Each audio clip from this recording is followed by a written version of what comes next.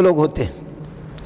انہوں نے کہا کہ مولوی صاحب شاگردوں کو پڑھاتا تھا، مولوی صاحب حدیث پڑھاتا بھی تھا، بڑا مولوی بھی تھا، اس کے شاگرد بھی تھے۔ امام بیہقی رحمۃ اللہ علیہ فرماتے کہ اس نے کہا کہ میں کر السلام علیکم ورحمۃ اللہ وبرکاتہ۔ امید ہے کہ سب دوست خیریت سے ہوں گے۔ مولانا منظور محنگل صاحب کی بیان کو سماعت فرمائیں۔ اس نے اس طرح کیا، اللہ نے اس کی شکل گدھے کی بنا دی۔ پھر ظاہر ہے کہ جب مسئلہ اللہ کے فیصلے ہو جاتا، اللہ کی شان جلال ہے، اللہ کا آرڈر ہے، آرڈر ہے کہ جی چل کھڑے ہو جا، ادھر ادھر نہیں دیکھنا۔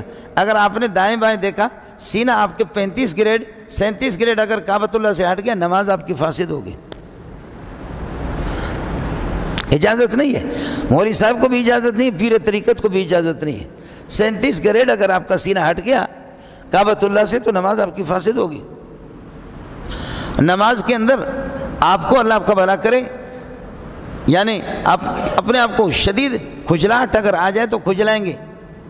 نماز کے اندر صرف یہ کہا کہ مجبوری میں اگر آدمی کبھی رکوع میں جاتا ہے، سجدے میں جاتا ہے، سجدے سے پھر اٹھتا ہے، قمیص اس کی کبھی سرین کے پاس پھنس جاتی ہے، قمیص سرین کے ساتھ پھنس جاتی ہے تو پیچھے والوں کی نماز بھی خراب ہو جائے گی اور انسان عجیب سا لگتا ہے۔ تو کہا کہ یہ دو انگلیوں سے قمیص کو آہستہ آہستہ نکالے، سرین سے اپنے قمیص کو نکالے۔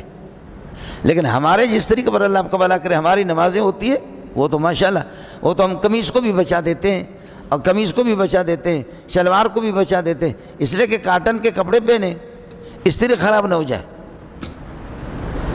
کاٹن کے کپڑے استری ہمارا یہ کہ خراب ہو جائیں گے۔ باقاعدہ جتنے اللہ کی طرف توجہ نہیں ہے جتنے اپنے کپڑوں کی استری پر ہے، کہ استری اگر میں رکوع میں جاؤں گا، رکوع میں تو نہیں، سجدے میں اور تشہد میں قاعدے میں بیٹھ جاؤں گا، قمیص جب نیچے آئے گی، میرے سرین کے نیچے آئے گی تو استری اس کی ٹوٹ جائے گی۔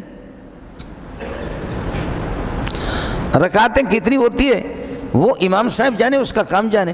امام صاحب ہے اللہ اکبر کرے گا، ہم جائیں گے رکوع میں، سمع اللہ لمن کے سر اٹھائیں گے، باقی کون سی پہلی رکعت ہے یا دوسری ہے یا تیسری ہے اس کی ضرور، وہ تو امام صاحب ہے نا۔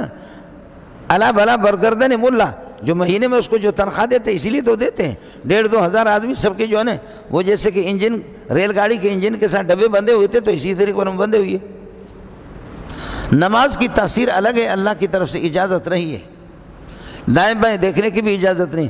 شدید جو رہنما ہوتے ہیں، پیشوا ہوتے ہیں رسول پاک صلی اللہ علیہ وسلم ہے، تو آپ کن انکھیوں سے، آنکھوں کے کناروں سے دائیں بائیں آپ دیکھ بھی سکتا ہے۔ اور پھر اللہ نے آپ صلی اللہ علیہ وسلم کی آنکھوں میں ایسی صلاحیت رکھی ہے کہ محراب وہ بالکل شیشہ بن جاتا ہے، اور پیچھے والے صفیں اگر کوئی کھجلا رہا یا کوئی سب سے آگے یا کوئی سب سے پیچھے اور صف ٹھیڑی ہے تو فرماتے ہیں اپنی صفیں ٹھیک کرو، جس طرح مجھے سامنے سے سب کچھ نظر آتا پیچھے صفیں بھی مجھے نظر آتی۔